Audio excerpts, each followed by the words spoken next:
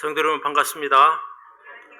이 귀한 자리에 저를 불러주시고 말씀으로 섬길 수 있는 기회를 주셔서 진심으로 영광으로 생각하고 우리 목사님이야 성도님들에게 감사의 말씀을 드립니다. 감사합니다. 오늘 우리가 나눌 하나님의 말씀을 같이 읽도록 하겠습니다. 오늘 나눌 말씀은 베드로전서 1장 1절부터 7절의 말씀입니다.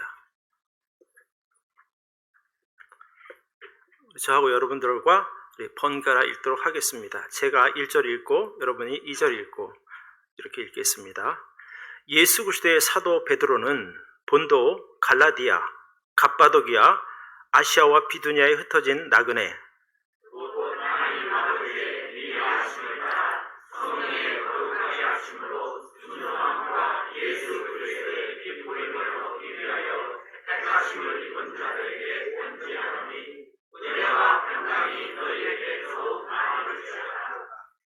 찬송하리로다. 우리 주 예수 그리스도의 아버지 하나님이 그 많으신 긍휼대로 예수 그리스도의 죽은 자 가운데서 부활하심으로 말미암아 우리를 거듭나게 하사 산 소망이 있게 하시며 썩지 않고 더럽지 않고 죄하지 아니하는 미련을 위하여 하나님이 곧 너희를 위하여 하늘에 간직하신 것이라. 너희가 말세에 나타나기로 예비하신 구원을 얻기 위하여 믿음으로 말미암아 하나님의 능력으로 보호하심을 입었나니 그러므로 너희가 이제 여러 가지 시험을 인하여 잠깐 의심하게 되지 않을 수 없으나 오히려 그에 기뻐하리라. 함께 읽습니다. 너희 믿음의 시련이 불로 연단하여도 없어질 금보다 더 귀하여 예수 그리스도에 나타나실 때에 칭찬과 영광과 존귀를 얻게 하려 함이라. 아멘. 우리 말씀 위해서 다 함께 기도하겠습니다.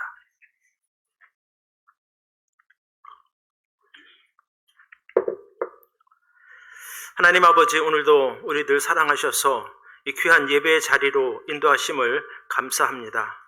일찍이 하나님께서 뜻이 있으셔서 이곳에 귀한 사랑침례교회를 세워주시고 또 성도들과 함께 또 하나님께 예배드리고 또 선교하는 귀한 교회로 세워주심을 감사합니다. 오늘 창립 36주년을 맞아서 저희들이 또 하나님께 감사 예배를 드리고 있는데 특별히 오늘 이 베드로전서 1장의 말씀을 통해서 우리에게 복을 더하여 주옵소서. 전하는 전하, 듣는 성도들 모두에게 복이 되는 은혜가 되는 시간 되게 하여 주옵소서. 성령께 모든 것 맡기며 예수님의 이름으로 기도를 드립니다. 아멘.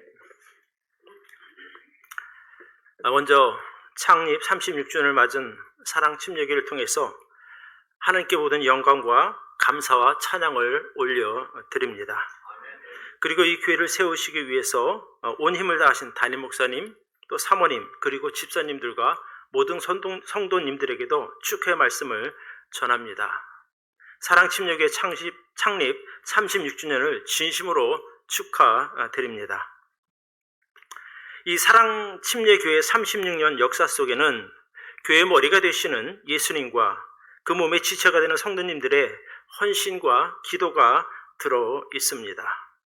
하나님께서 여러분들이 그동안 수고하신 모든 수고를 기억하시고 상급으로 갚아주실 줄로 믿습니다. 오늘은 이 교회의 주인이시며 장차 이 땅에 다시 오실 만왕의 왕이요 만주의 주가 되시는 예수 그리스도 안에 있는 소망에 관하여 나누려고 합니다. 우리가 이제 소망이라고 하는 단어를 말하면 사람들은 희망이라는 단어를 언뜻 떠오르게 될 것입니다. 그러나 성경에서 소망이라는 단어를 사용할 때 그 결이 조금은 다른 것을 우리는 볼 수 있습니다. 그러니까 사람들이 말하는 그 희망이나 소망과 성경이 말하는 그 소망이라는 단어는 좀 차이가 있다는 말씀이죠. 그러니까 사람들의 생각 속에 있는 희망은 사람이 주체가 되지만 성경에서 말하는 이 소망은 우리가 아닌 예수 그리스도가 주체가 된다는 말씀입니다. 오늘 우리가 읽은 성경 베드로전서 1장 3절을 우리 다 같이 한번 읽도록 하겠습니다. 베드로전서 1장 3절 같이 읽습니다. 찬송하리로다. 우리 주 예수 그리스도의 아버지 하나님이 그 많으신 긍휼대로 예수 그리스도의 죽은 자 가운데서 부활하심으로 말미암아 우리를 거듭나게 하사 산 소망이 있게 하시며 라고 기록되어 있습니다.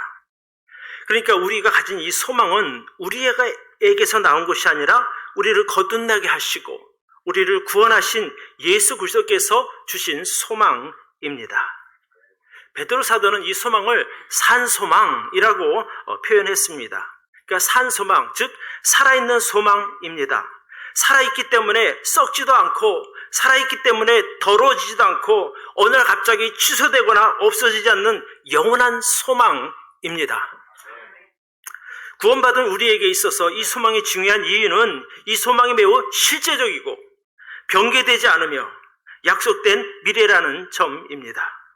오늘 읽은 말씀 중에 이렇게 나와 있어요. 7절에 보니까 너희 믿음의 시련이 불로 연단하여도 없어질 금보다 더 귀하여 예수 그리스도에 나타나실 때에 칭찬과 영광과 존귀를 얻게 하려 함이라.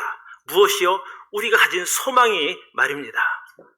고난도 그 소망을 없앨 수도 없는 것이고 우리 삶의 어려움도 그 소망을 뒤로 물리지 못한다는 말씀입니다.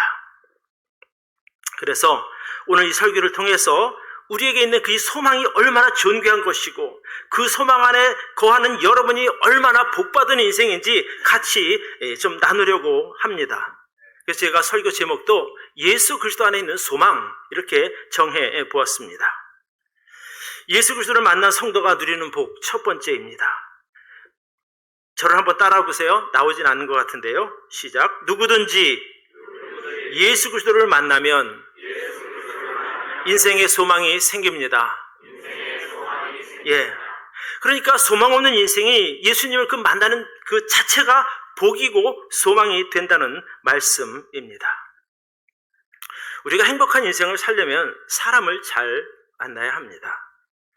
가끔 저는 이제 이런 생각을 좀 해봅니다. 만약에 내가 동생의 전도로 행당동 성서 침례교를 나가지 않았으면 내가 과연 구원 받았을까? 예수님을 만날 수 있었을까? 내가 또 변은수 목사님을 만나지 않았으면 내 아내를 만날 수 있었을까? 내가 그 아내인 아는옥 자매와 결혼하지 않았다면 사업을 하다가 중간에 목사의 길로 들어설 수 있었을까? 만약에 제가 진로를 결정해야 될 중요한 순간에 제 아내에게 여보, 하나님이 나를 부르시는데 고민이야. 어떻게 하는 게 좋을지 모르겠어. 이렇게 말했을 때 제 아내가 여보 참 좋은 생각입니다. 참 열심히 하세요. 이렇게 했기 때문에 여기 왔지. 만약에요. 여보 목회도 좋지만 애들 장래를 생각하면 목회보다 사업이 더 낫지 않겠어요? 이렇게 말했다면 오늘 제가 이 자리에 서지 못했을 것입니다. 이처럼 내가 누구를 만나느냐에 따라 내 인생의 행로는 얼마든지 바뀔 수 있는 것입니다. 그래서 우리가 인생을 살면서 사람을 잘 만나는 것은 정말 중요한 일이라고 말씀드리는 겁니다. 하지만 우리가 이 행복한 인생을 위해서 반드시 만나야 하고 또 반드시 만나야만 할 분이 계십니다. 그분은 바로 모든 죄인을 위한 구원자요 모든 사람에게 소망을 주시는 주 예수 그리스도이십니다. 마태복음 5장부터 7장에 보면 예수님의 말씀 산상수훈이 나옵니다. 이 산상수훈은 정말 힘든 인생을 사는 사람들이 그분만 만나면 어떤 문제든지 다 해결해 준다고 하는 그 예수님에 대한 소문을 듣고 예수님을 찾아갔을 때 예수님께서 들려주신 말씀입니다. 당시 예수님에 대한 소문을 듣고 예수님을 찾아온 사람들은 정말 어려운 환경에 있는 사람들이었습니다. 가난한 것은 물론이요, 각종 질병에 걸려서 고통 중에 있는 사람들이었고, 또 귀신 들린 사람이었고, 간질병에 들린 사람들, 또 중풍병자들이었습니다. 그러니까 그들의 삶에는 소망이 전혀 없었습니다. 그런데 그런 절망 가운데 살아가는 그들에게 소망을 주는 복된 소식이 들려오게 됩니다. 예수라고 하는 사람을 만나게 되면 어떤 병이든지 다 고칠 수가 있고 또 어떤 문제든지 다 해결을 받을 수 있다라는 소문이었습니다. 여러분 그렇습니다. 누구든지 예수 그리스도를 만나면 소망이 생깁니다. 예수님을 만나면 여러분을 힘들게 하는 그 여러 가지 많은 문제들이 단번에 해결됩니다. 그래서 누구든지 예수님께 나와서 예수님을 주님으로 영접하면 저주가 복으로 바뀌는 것이고 불행한 인생이 행복한 인생으로 바뀌게 되는 겁니다. 마태복음 5장 3절로 8절을 제가 잠깐 읽어드리겠습니다. 심령이 가난한 자는 복이 있나니 천국이 저희 것이며, 애통하는 자는 복이 있나니 저희가 위로를 받을 것이며, 온유한 자는 복이 있나니 저희가 땅을 기업으로 받을 것이며, 의에 줄이고 목마른 자는 복이 있나니 저희가 배부를 것이며, 긍휼히 여기는 자는 복이 있나니 저희가 긍휼히 여김을 받을 것이며, 마음이 청결한 자는 복이 있나니 저희가 하나님을 볼 것이며. 보통 사람들은 이 산상수훈을 말할 때 이 8가지 복을 너희가 받으려면 여기 말하는 대로 마음이 가난해져야 된다, 또 애통하는 마음이 있어야 된다, 온유한 마음을 가져야 한다, 의에 줄이고 목말라야 한다 등등 여러 가지 이야기를 합니다. 그런데 이 말씀을 조금만 더 자세히 들여다보면 8가지 받을 복을 말하기보다는 당시 예수님을 찾아온 사람들의 부류가 8가지 종류라고 저는 그렇게 이해가 됩니다. 그러니까 그 사람들이 원래 마음이 부자였는데 예수님 만나서 가난한 마음을 가져서 천국에 가는 것이 아니라 원래 가난했다는 겁니다. 가난한 사람에게 예수님께서 야, 너 더 가난해져야 돼 이렇게 말씀하시지는 않는다는 거죠. 애통하는 삶을 살고 있는데 야, 너 그 정도 갖고 있는데 더 애통하게 살아야 돼 라고 말하면 얼마나 잔인한 말씀이 되겠습니까? 차라리 이미 그들은 가난해졌고 그들은 애통하는 삶을 살았었기 때문에 문제의 해결자이신 예수님을 만났기 때문에 소망이 생겼다는 말씀입니다. 너희가 병들고 돈이 없어서 가난한 마음으로 지내다가 복의 근원인 나를 만나러 찾아왔으니 너희가 복 있는 사람이다. 저기 마음이 부자인 저 사람들, 바리새인과 서기관들을 좀 봐라. 그들은 배불렀고 가난과는 거리가 먼 사람들입니다. 자, 네 배가 부르니 주님이 필요하지 않았던 겁니다. 그러나 가난한 너희가 나를 찾았으니 너희가 바로 복받은 사람이다. 이 말씀을 하시는 겁니다. 이제까지 절망 가운데 애통하는 마음으로 살아 너희가 복 있는 사람이다. 왜? 너희의 그 애통함을 위로받기 위해서 복의 근원이 나를 찾아왔으니 너희가 하나님의 위로를 받게 될 것이라는 말씀입니다. 예수님 당시 사람들은요, 자기가 병든 이유, 자기 몸이 붉은 이유를 죄 때문이라고 믿는 경향이 강했습니다. 그래서 병든 몸을 가진 사람들은 늘 하나님의 의를 목말라 했습니다. 그러니까 의에 줄이고 목마른 자가 바로 그런 사람이에요. 하나님께 나아가고 싶은데 성전 안에 들어갈 수 없으니 의에 갈급한 사람들이란 말씀입니다. 여러분, 사도행전 3장에 보면 성전 미문 앞에 나오는 안전뱅이가 나옵니다. 그가 베드로와 요한을 만나서 복음을 듣고 일어나서 걷게 됩니다. 여러분, 안전뱅이가 걷게 됐을 때 그가 가장 먼저 한 일이 무엇인지 아십니까? 만약에 그가 어떤 그 아름다운 여인을 만나고 싶었던 여인을 찾아 뛰어갔을 것입니다. 내 배 좀 채우고 싶었다면 식당으로 아마 달려갔을 것입니다. 근데 그는 의에 줄이고 목마른 자란 말씀입니다. 성경에 보니까 사도행전 3장 6절로 8절에 베드로가 가로되 은과 금은 내게 없거니와 내게 있는 것으로 내게 주느니 곧 나사렛 예수의 이름으로 걸으라 하고 오른손을 잡아 일으키니 발목이 곧 힘을 얻고 뛰어 서서 걸으며 그들과 함께 성전으로 들어가면서 걷기도 하고 뛰기도 하며 하나님을 찬미했다라고 말합니다. 그러니까 그 하나님에 대한 의로 그 갈급했던 그가 걷게 되니까 어디로 갑니까? 성전으로 그냥 달려가는 겁니다. 얼마나 갈급했으면.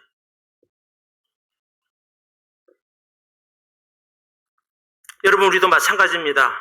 실패와 낙심으로 내 마음이 가난해졌을 때 우리가 예수님을 만났고 그의 복음을 듣고 구원받은 것 아닙니까?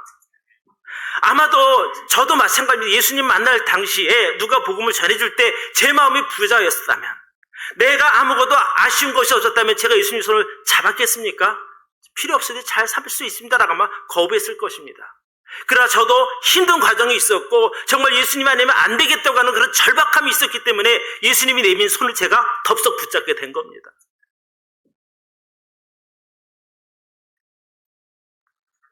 그래서 이 산상순에 나오는 이 병들고 귀신 들리고 소망 없이 사는 사람들뿐 아니라 이 시대를 살아가는 우리에게도 예수님은 필요합니다.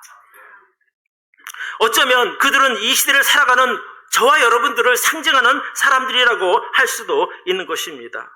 우리도 당시 예수님의 앞에 나갔던 사람들처럼 의에 줄이고 목마른 사람이요 심령이 가난한 사람들입니다. 또 애통함, 원통함으로 사는 우리들 아니겠습니까? 소망이 없는 우리가 예수님을 만나니 소망이 생겼다는 말씀입니다. 그러니까 지금 우리가 가장 필요한 것은 무엇인가? 그것은 바로 예수 그리스도의 만남이라는 말씀입니다. 소망 없는 사람에게 재물이 무슨 필요가 있으며 건강이 무슨 필요가 있습니까? 가장 필요한 것은 예수 그리스도의 만남입니다. 산상수훈에 보면 예수님께서 그런 말씀을 하시거든요. 너희는 먼저 그의 나라와 의를 구하라. 그러면 너희의 모든 것들을 하나님께서 채워주실 것이라고 말씀하거든요. 그러니까 하나님의 일을 많이 해라 그런 것이 아니라 지금 너희에게 가장 필요한 것이 하나님의 의라는 거예요. 어떻게 예수 그리스도를 만남으로 그 의를 채울 수 있다는 거죠. 우리는 오직 하나님의 은혜로 오직 믿음으로 예수님을 영접하여 이미 의를 이룬 성도들입니다. 천국 생명을 여러분 받았지 않습니까? 누구든지 하나님 앞에 우리들처럼 죄를 회개하고 예수 그리스도를 구세주로 영접하면 구원받은 성도가 되고 절망의 인생에서 소망의 인생으로 바뀌게 되는 겁니다. 이미 우리가 그런 삶을 살고 있으니 얼마나 감사합니까? 자, 예수 안에서 소망을 얻을 때 우리에게 과연 어떤 일이 생길까? 두 번째입니다.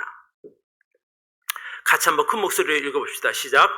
예수 그리스도의 안에 소망은 우리의 삶에 새로운 기회를 줍니다. 우리가 예수님을 만났을 때 절망 가운데 있던 우리 인생이 소망 가운데 있는 인생으로 바뀌게 됩니다. 여러분, 한 사람의 인생을 결정짓는 중요한 단어들이 많이 있습니다. 구원이란 단어도 그렇고 또 교회란 단어도 그렇고 또 믿음이란 단어나 소망, 사랑 모두 다 중요한 단어들이죠. 저는 거기에다가 하나를 더 덧붙이고 싶은 거예요. 바로 만남이라는 단어. 좋은 부모를 만나면 행복하게 사는 법을 배우게 됩니다. 좋은 배우자를 만나면 행복한 가정을 이루게 되고 좋은 친구를 만나면 인생이 즐거운 법입니다. 물론 사람마다 다를 수는 있지만 사람은 자기가 자주 만나는 사람의 영향을 받을 수밖에 없습니다. 만약에 마약하는 친구가 내 옆에 있으면 내가 마약장이 되는 것이 시간 문제입니다. 내 옆에 도박하는 친구가 가까이 하게 되면 저도 도박꾼이 될 수밖에 없다는 말이죠. 그래서 여러분이 살아가면서 누구를 만나느냐가 여러분의 행복과 불행, 성공과 실패를 결정하는 매우 중요한 변곡점이 된다는 말씀이죠.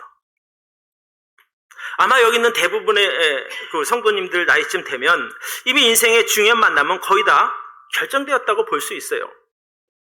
어떤 특별한 기회가 주어지지 않는 한 여러분의 인생은 지금 상황에서 크게 달라지지 않고 그대로 진행될 것입니다. 여러분이 훌륭한 선생님을 만났다면 좋은 영향을 받아서 성공한 인생을 살 것이고 좋은 남편이나 좋은 아내를 만났다면 당연히 행복하게 살고 있을 겁니다. 그러나 때로 잘못된 만남으로 인해서 힘들고 불행하게 사는 사람들도 있습니다. 뭐 그렇다고 물을 수도 없는 것 아닙니까? 어떻게? 이미 엎질러진 물과 같죠. 그러나 여러분, 혹시라도 그런 입장에 있더라도 실망하지 마시기 바랍니다. 그렇다고 해서 여러분의 인생이 완전한 실패로 끝난 것은 아니기 때문입니다. 실패한 인생이라도 아직 반전을 이룰 기회가 여전히 남아있으니 감사한 일 아니겠습니까? 그러면 어떻게 그 반전을 이룰 수 있을까? 모든 사람에게 소망을 주시는 예수님을 만나면 됩니다. 아무리 망한 인생이라도 예수님을 만나면 새 출발할 수 있는 기회가 주어지게 됩니다. 두 번째 인생을 살 수 있다는 말씀입니다. 우리가 잘 아는 성경 고린도후서 5장 17절 말씀에 보면 그런즉 누구든지 그리스도 안에 있으면 새로운 피조물이라 이전 것은 지나갔으니 보라 새 것이 되었도다. 예수 그리스도를 만나면 과거는 의미가 없는 거예요. 앞으로 펼쳐질 새로운 인생이 주어진다는 말씀이죠. 예수님을 만나면 내가 가진 조건, 처한 환경에 상관없이 예수님을 만나는 그 순간부터 두 번째 인생을 살게 됩니다. 지금까지 내가 어떤 상태에 있었든지 이제까지 내가 어떤 인생을 살아왔든지 관계없이 예수님을 만나게 되면 그 순간부터 거듭난 하나님의 자녀로서의 새로운 삶이 시작된다는 말씀입니다. 나는 이미 예수님 믿고 새로운 삶을 살고 있는데 그럼 뭐 내 앞에 특별한 건 없잖아. 아니죠. 왜냐하면 이제껏 여러분이 그런 하늘의 복을 누렸으니 감사하는 마음이 있어야죠. 죄인이 구원받았으니 감사한 것이고 내 죄 스스로 해결할 수 없는 것을 예수님이 십자가에서 해결해 주셨으니 얼마나 감사합니까? 그래서 구원은 우리 평생 영원히 주님 천국에 가서 하나님 만날 때까지 감사할 제목이 된다는 말씀입니다. 여러분, 우리가 와서 예배 드리는 것은 구원 받기 위해서가 아닙니다. 내가 받은 구원이 감사하니 하나님께 예배를 드리는 것 아니겠습니까? 생각을 좀 바꾸셔야 되는 거예요. 아직 물론 구원받지 못한 분이 계신다면 예배를 통해서 또 복음을 통해서 구원받아야 되지요. 그러나 여기 대부분의 성도님들이 거의 구원받았다고 저는 믿습니다. 그러니 우리가 감사하며 살아야 되는 것 아닙니까? 제가 처음에 설교를 시작할 때 어떤 인생이라도 예수님을 만나면 새로운 출발이 주어진다고 말씀을 드렸습니다. 어쩌면 이 자리에 계신 분들 중에 어떤 분은 지금까지 살아온 자기 인생을 볼 때 그렇게 과정이 썩 마음에 들지 않을 수도 있을 것입니다. 만약에 내게 다시 한번 인생을 살아볼 기회가 주어진다면 정말 한번 새롭게 다시 한번 시작해볼 그럴 마음이 아마 있을 것입니다. 그러면 또 예수 그리스도 안에서 구원받은 우리들은 어떻게 살아야 될까? 우리는 하나님의 새로운 피조물로서 새로운 인생을 살아야 할 의무가 있습니다. 하나님이 이 세상의 많은 사람 중에서 나를 선택하셨고 내게 예수 그리스도를 통해서 새로운 피조물로 거듭나게 하셨습니다. 그 일로 인해서 내 인생의 가치는 달라졌습니다. 우리가 늘 하나님의 은혜를 생각하고 그 은혜에 합당한 삶을 살 수 있기를 바랍니다. 제가 재미있는 사진을 하나 보여드릴게요. 이 작품은 이제 세계적인 유명한 조각가인, 미술가인 피카소의 작품입니다. 이 작품에는 특이한 사연이 있죠. 1943년 어느 날 길을 걷던 피카소의 눈에 길가에 망가진 채 버려진 자전거 한 대가 눈에 띄었습니다. 그것을 본 피카소가 그 자전거를 가져다가 안장하고 손잡이를 떼어서 그것을 거꾸로 붙여서 이 작품을 만들고 이름을 황소의 머리 이렇게 붙였습니다. 여러분, 아래쪽으로 뾰족한 부분이 안장이고 양쪽에 뿔처럼 생긴 것이 바로 자전거 손잡이입니다. 만약에 이 망가진 자전거가 그냥 길에 버려진 상태로 있었다면 그냥 녹슬고 사가져서 사람들에게 밟히고 발에 채이고 쓰러져 버릴 망가질 고철 덩어리였습니다. 그런데 위대한 예술가인 파블로 피카소의 손에 의해 붙들려졌고 고가의 예술품으로 거듭나게 된 겁니다. 여러분, 이 작품이 50여 년이 지난 후에 런던의 한 경매장, 소더비 경매장이겠죠. 무려 293억에 낙찰되었다고 합니다. 그것도 한참 지난 예전의 일이죠. 사랑하는 성도 여러분, 우리 하나님 아버지는 이 작품을 만든 파블로 피카소보다 위대하신 분입니다.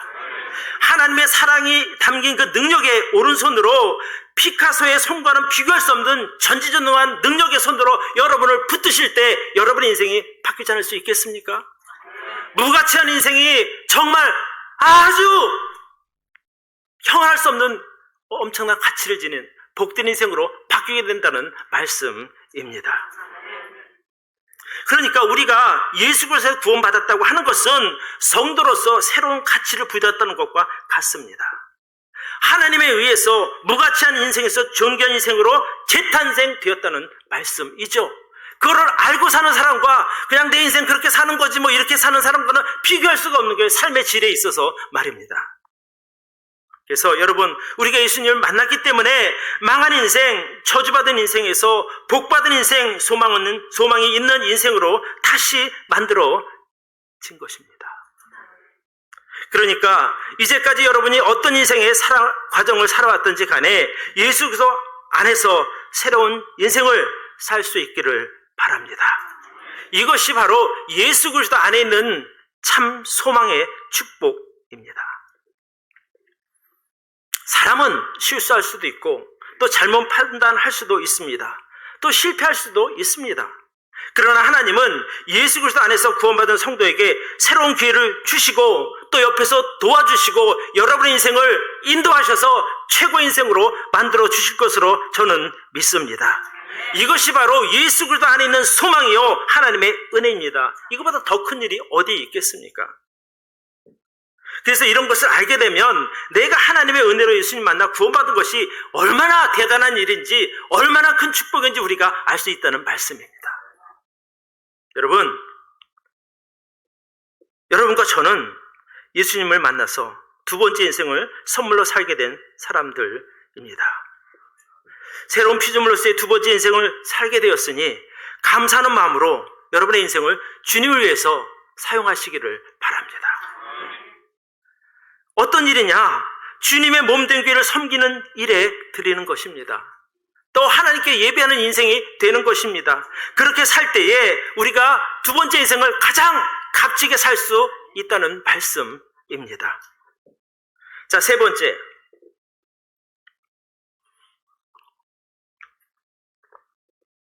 우리가 예수 그리스도 안에 있는 소망이 있을 때 어떤 일이 벌어질까? 같이 한번 읽어볼까요? 시작. 예수 그리스도 안에서 행하는 모든 수고에는 보상이 따릅니다. 사람의 보상이 아니라 하나님의 보상입니다. 그러니까 여러분이 교회를 통해서 섬기는 모든 일에는 하나님의 충분한 보상이 주어지게 됩니다. 사실 솔직하게 말하면 우리가 성도로서 교회를 섬기는 일은 결코 쉬운 일은 아닙니다. 정말 내가 큰 대가를 지불해야만 가능한 일이죠. 내가 나를 위해서 사용하기에도 부족했던 그 금쪽 같은 시간을 내가 교회를 위해서 바친다? 주님의 일에 드린다? 쉬운 일은 아니라는 말씀입니다. 이제 사랑침례교회가 36년 전에 이곳에 세워졌습니다. 그러니까 어제까지, 오늘까지라고 해도 좋겠습니다. 여러분이 성도로서 이 사랑침례를 위해서 자기 재물과 자기 재능을 드린다고 하는 것은 이게 보통 마음이 아니거든요. 우리가 전쟁 같은 이 사회, 세상에 나가서 살다가 내 목숨을 걸고 얻은 재물을 주님께 드린다는 것, 이거 보통 일은 아니거든요. 잠시라도 한눈 팔면 나보다 저만큼 앞서가는 사람들 때문에 내가 뒤처질 수밖에 없는 그런 무한 경쟁의 시대에서 우리가 내 시간을 하나님께 드린다고 하는 것은 결코 쉽지 않다는 말씀입니다. 내일 하기도 바쁜데요. 제가 미국에 와서 보니까 미국엔 잔디가 집집마다 꽤 넓더라고요. 지난번에 보니까 우리 목사님 잔디 깎느라고 열심히 하시는 거예요. 원래 그 시간은 쉬는 시간 같은데 또 와서 깎으시는 거 덜덜덜덜덜 그러면서 그걸 다 넓은 데를 깎으시더라고요. 그게 참 미국 사람도 참 고생도 많이 한다. 저희 집은 깎을 잔디가 없어요. 그러니까 그런 시간도 드리기에 바쁜 내가 교회 와서 주님께 내 인생을 드린다? 이것은요, 믿음 없이는 불가능하다는 말씀인 거예요.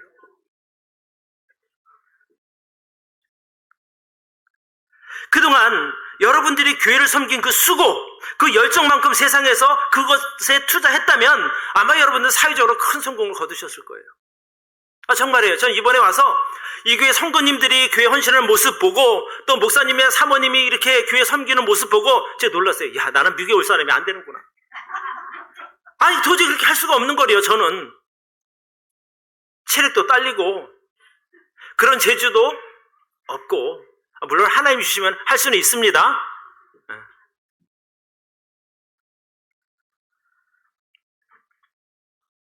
그래서 여러분들이 교회를 위해서 드린 그 엄청난 수고가 이렇게 아름다운 사랑침례교회를 세우는 일에 한 부분을 담당한 것입니다. 그러니까 그 수고가 값진 것이죠. 주님의 몸된 교회를 세운 일에 드렸으니 말입니다. 우리가 세상에서 아무리 성공해봐야 언젠가는 사라집니다. 불사 없어지고 말 성공입니다. 그죠? 지푸라기 나무 다 타버리지 않습니까? 그러나 여러분의 그 시간과 재물과 재능과 수고로 세운 이 사랑침례교회는 영원한 가치를 지닌 하나님께서 인정하시는 보물 중에 보물입니다. 이거 더 세상에서 더 가치 있는 것이 무엇이 있겠습니까? 제가 이번에 다시 말씀드리지만 사랑침례교회를 방문하면서 보니까 성도님들이 하얗게 먼지 뒤집어 쓰고 일하고, 또 목사님들은 왔다 갔다 교회를 집 왔다 갔다 하세요. 사모님들 막 종종종종종종종종종종. 아, 정말 대단하더라고요. 그럼 목사님과 또 집사님들과 성도님들을 보면서 제 마음가운데 감동이 있어요. 야, 나도 좀 저렇게 좀 해봐야 되겠다, 한국에 가면. 모두가 마치 내 집처럼 교회를 섬기는 모습이 정말 아름답고 멋지게 보였습니다. 세상에서의 성공은 사람들에게 인정받지만 여러분이 믿음으로 힘써 섬긴 그 수고는 하나님께서 인정해 주시고 영원히 기억해 주실 것입니다.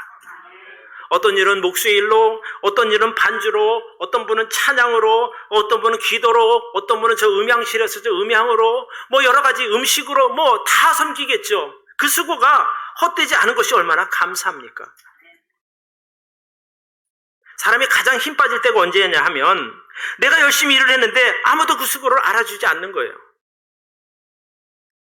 내가 이렇게 와서 해도 목사님도 한마디 말도 없으시고 성도들도 너 하니 뭐 이렇게 이런 눈으로 바라보고 그것들 다 뒤로 하고 그래도 내가 주님 위해서 구원이 감사하니 내가 이 교회를 섬긴다는 것은요, 이거 보통 일이 아니라는 말씀입니다.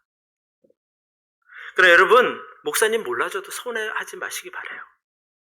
성도들이 그냥 뭐 시큰둥하게 바라봐도 절대 낙심하지 마시길 바랍니다.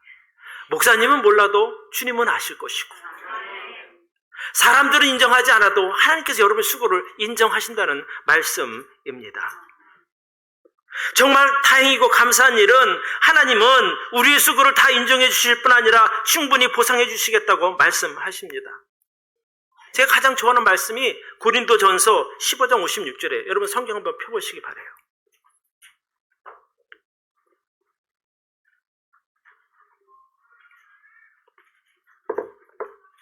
다 찾으셨습니까? 고린도전서 15장 56절.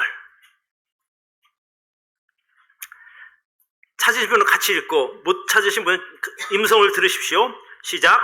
그러므로 내 사랑하는, 같이 읽어요. 그러므로 내 사랑하는 형제들아, 견고하며 흔들리지 말며 항상 주의 일에 더욱 힘쓰는 자들이 되라. 이는 너희 수고가 주 안에서 헛되지 않은 줄을 알미니라.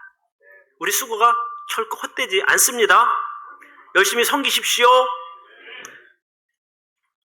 여러분이 주님의 이 몸된 교회인 우리 사랑침례교회를 위해서 하는 모든 수고, 크든지 작든지 하나님이 기억하실 것이고 나중에 충분히 보상해 주실 것을 저는 믿습니다.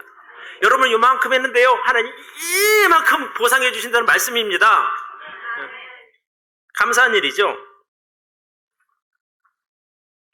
사랑침례교회가 이곳에 세워진 지가 만 36년 되었네요. 제가 섬기는 향기나무 성서침례교회는 이제 18년 되었습니다. 지난달에 18주년 감사예배를 드렸거든요. 딱 절반 했죠? 36 나누기 2하면 18입니다. 어쨌든 지난 36년 동안 이 교회를 사랑하고 온 힘을 다해 섬긴 성도님들의 수고와 헌신으로 이렇게 사랑침례교회가 건강한 교회로 서 있다고 저는 믿습니다. 물론 중간에 이사 가거나 어쩔 수 없는 사정 때문에 교회를 떠난 분들이 있지만 그분들의 수고도 하나님은 기억한다고 저는 믿습니다. 왜냐하면 그분들도 이 사랑침례교회가 세워지는 한 부분을 담당하신 것은 분명하거든요. 그리고 지금도 여전히 남아서 교회를 섬기고 계신 성도님들과 또 최근에 교회에 붙여진, 교회에 정착하신 귀한 성도님들이 계시기 때문에 사랑침례교회는 여전히 성장 중에 있습니다. 여러분들의 수고 헌신으로 장차 주님께서 공중 강림하실 때까지 사랑침례교회는 주님의 몸된 교회로서 든든하게 남아있을 것을 저는 확신합니다. 우리가 잊지 말고 기억해야 할 것은 지난 36년 동안 이 사랑침례교회를 인도하신 하나님, 또 주인으로서 머리 대신 예수 그리스도, 또 이 교회를 운영하시는 성령님의 도우심입니다. 지나고 보니 모든 것이 하나님의 은혜였습니다. 하나님 감사합니다. 우리 박수 한번 쳐주십시오.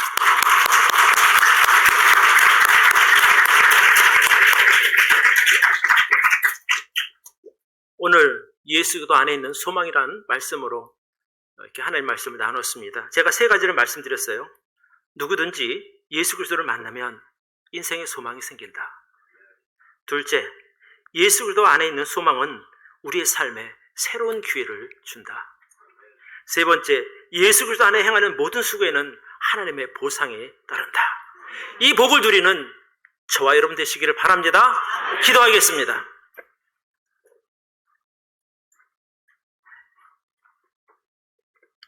하나님 아버지 감사합니다. 지난 36년 동안 이 교회를 세우시고 지켜주시고 인도하심을 감사합니다. 이 교회를 통해서 많은 영혼들이 예수 그리스도를 만났고 또 하나님의 자녀로 거듭났습니다.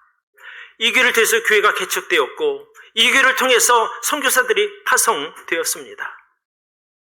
또 지금도 여전히 이 교회는 살아 움직이는 주님의 교회입니다. 장차 주님 오실 때까지 이제까지 했던 모든 수고들, 그런 주님의 축복들이 계속되기를 진심으로 기도합니다. 이 교회에 속한 모든 성도님들을 기억하시고 하나님 놀라운 은혜로 갚아 주옵소서. 예수님의 이름으로 기도를 드립니다. 아멘.